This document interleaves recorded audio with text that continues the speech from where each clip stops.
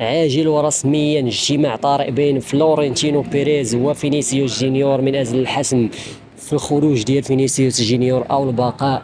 هادشي اللي غادي نشوفو في هاد الفيديو، ولكن قبل ما تنساش الاشتراك في القناة، لايك باش يوصلك كل جديد. إذا يحسم الجدل، فلورنتينو بيريز سيستدعي فينيسيوس جونيور باش يشوف شنو هما المطالب ديالو من أجل الاستمرار في ريال مدريد.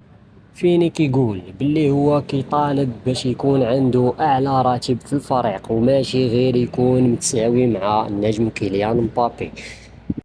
وهذا هو الشرط الوحيد لفينيسيوس جونيور من أجل الاستمرار في ريال مدريد أو المغادرة.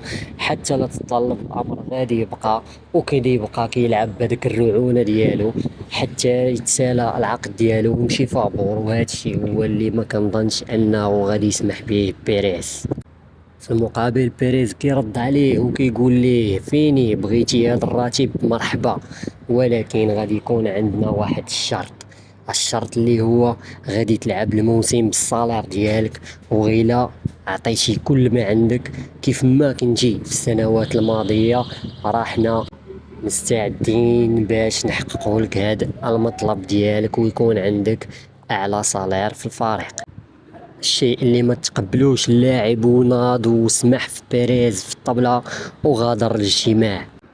وكنا كنعرفوا القصص المماثلة اللي وقعت للأساطير مع بيريز وما رباش عليهم الكبدة وسمح فيهم.